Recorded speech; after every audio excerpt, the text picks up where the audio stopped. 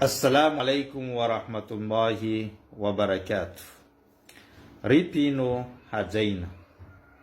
Ny lesona ho raisintsika amin'ity androany ity dia mitondra ny lohateny hoe maty izy vao ramalala. Arao ny tantara. Nisy lehilahy mahantra anankiray izay voaroka tao amin'ny tranony satria tsy nahavoaloha ny hofan-tranony. Rehefa voaroka izy dia niazakazaka nilavontsy tany ampiasanany ka nangataka avansy tamin'ny talehany. Saingy tsy mbola tonga ny faran'ny volana na misasaky ny volana ka tsy afaka nanome an'izany ilay taleha. Rehefa miverina avy any izy dia niantso ireo namany, ireo havany, saingy ny ankamarozan'izy ireo dia niala tsiny avokoa fa tsy manana ny ampindramina azy. Niditra izy tao anatin'ny Facebook, nandefa mesazy maro tany amin'izay namany akaiky azy.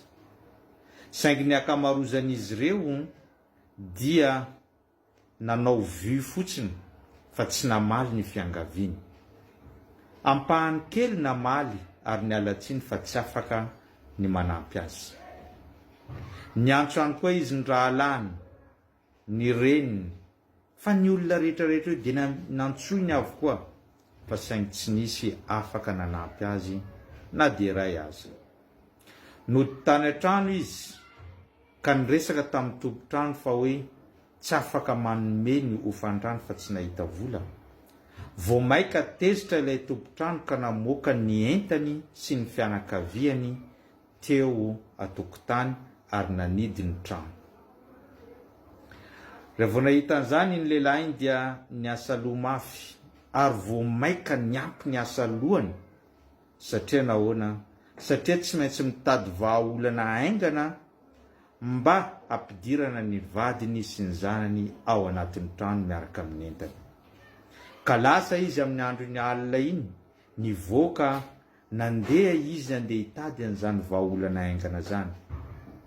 Rehefa teny an-dalana izy dia tsy nahatsikaritra tsony sy tsy nahita tsony ny atsimo sy avaratra ny havanana sy ny ankavia ka nandeha nitanondrika miaraka amin'ny ranomaso sy alahelo ka indro nisy fiara mirimorimo avy any nandona izany lehilahy zany ka maty tsy tradrano izy tamin'io alina io. Raha vao naheno an'izany ilay tompo-trano dia nisokafany ilay trano ary nampidiriny ilay entana ary nampidiriny ihany koa ny vady aman-janany sy ny razana mba hamangin'olona ao an'io tokantrano.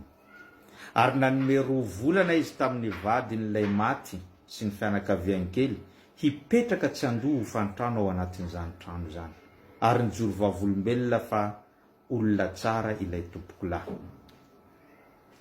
Ilay tale zay tsy nanome avansy vao naheno ny fahafatesany dia tonga maraina be ny gogogogo ny tomany no sady nitondra vola 2 avy eny ny karaman'izany lehilahy zany natolony ho an'ny fianakaviany. Ireo namany izay nilaza fa tsy nisy nanao tsipaipaika nanangom-bola ary navoangina 2 tapitrisa mahery natolotra ho an'ny fianakaviany. Ireo havany rehetrarehetra ihany koa dia nanao tsipaipaika nanolotra vola ho an'ny fianakaviany. Navita mividy omby anankiray mba entina miara-miory amin'ny fianakaviany. Ny manodidina rehetra izay nanilikilika azy dia nijoro vavolombelona fa olona tsara sy olona mendrika iny tompokolahy izay ndosy ny fahafatesana iny. Ka fanontaniana mipetraka amintsika tsirairay. Moa ve tsy efa tara ny fanaovanao an'izany asa soa izany? Naninona re le tompo-trano raha tamin'ny fahavelon'ny tompokolahy miteny hoe petrah 2 volana ianao dia aorianany 2 volana tsy alako hofan-trano dia afaka fampitsodrano antsika rehefa tena tsy mahita hofan-trano ianao. Maninona ny fianakaviana izay nanao tsipaipaika nahita 2 tapitrisa raha nanao tsipaipaika tamin'ny fahasahiranany ka natolotra an'izany olona izany?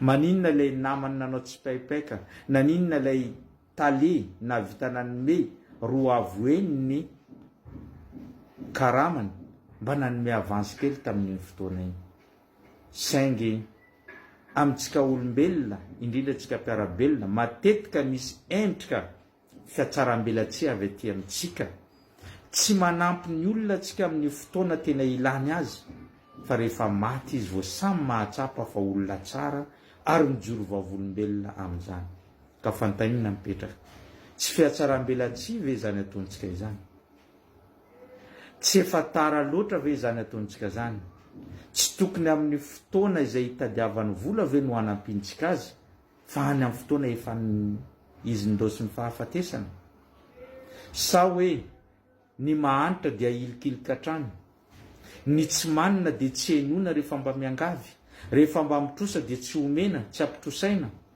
zany ve ny toe-tsaina entintsika miaina eto ambony tany raha izany ny toe-tsaina dia tsy androso antsika fa ny mahanitra ihany ho faty ary ny sahirana ihany mijanona ho sahirana ary ho sahirana mandrakizay mandra-pialana eto ambony tany ka noho izany ny fiarahamonina dia atao ifanampy ny mpiarabelona natao ifanampy ka mifanampy mialohany ilazantsika hoe olona tsara izy io satria ny malagasy tsy miady amapaty ary rehefa maty antsoina hoe ramalala zay ngamba no fampasevantsika tamin'ity androany ity aboneo partageo fa mbola maro ny zavatra zay ho zarantsika eto wassalamu alaikum wa rahmatullahi wa barakatuh